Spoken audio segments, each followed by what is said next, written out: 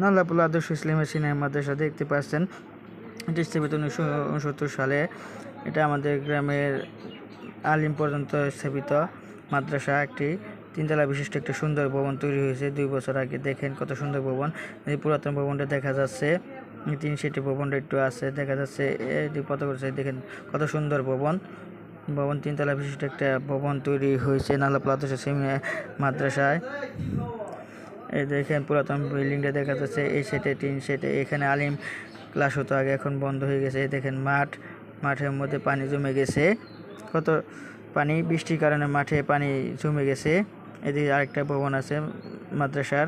দেখেন কত সুন্দর। এই যে পিচ মাদ্রাসায় খেলাধুলার জন্য টিকিট খেলা হয় এই জায়গায়। কত সুন্দর। এই দেখেন ভবনটা অনেক সুন্দর একটা ভবন তৈরি হয়েছে মাদ্রাসা ফাতেমাতুল জান্নাত মাদ্রাসা। দেখুন সবাই এটা।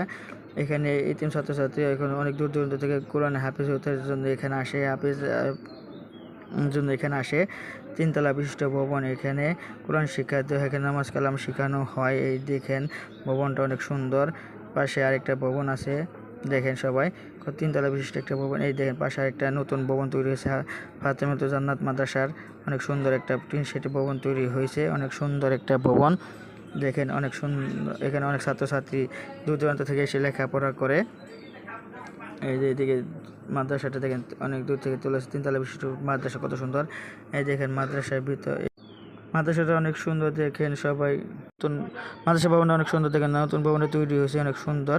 এই দেখেন কত সুন্দর একটা ভবন। এখানে অনেক ছাত্রছাত্রী লেখাপড়া করে।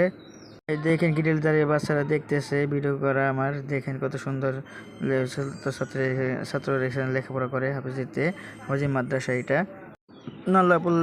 উত্তর নাল্লাপুল্লা কেন্দ্রীয় জামি মসজিদটা দেখেন কত সুন্দর। তিনতলা বিশিষ্ট ভবন তৈরি হচ্ছে। নিচতলা কমপ্লিট, বাইরে ওয়াল ব্যাপার শেষ নয়। ভিতরে টাইলস টোলস লাগে সবকিছু কমপ্লিট করেছে। অনেক সুন্দর একটা ভবন।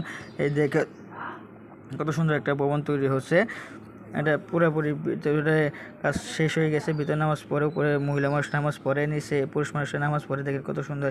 তিনতলা বিশিষ্ট একটা মসজিদ তৈরি হচ্ছে কেন্দ্রীয় মসজিদ।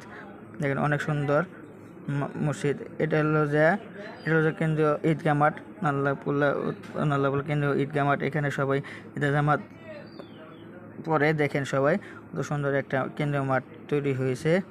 আমাদের এলাকা কমিটি ক্লিনিক দেখেন কত সুন্দর ভবন। কমিটি ক্লিনিক এখানে সবাই চিকিৎসা নিতে পারে, সবাই ওষুধপাতি নিতে পারে, এখান থেকে ফ্রি চিকিৎসা নিতে পারে সবাই। দেখেন কত সুন্দর একটা ভবন, অনেক দিন আগে তৈরি হয়েছে। এটা সুন্দরভাবে দাঁড়িয়ে আছে, কত সুন্দরভাবে দাঁড়িয়ে আছে। কমিটি ক্লিনিকের ভিতরে সবাই ফ্রিতে।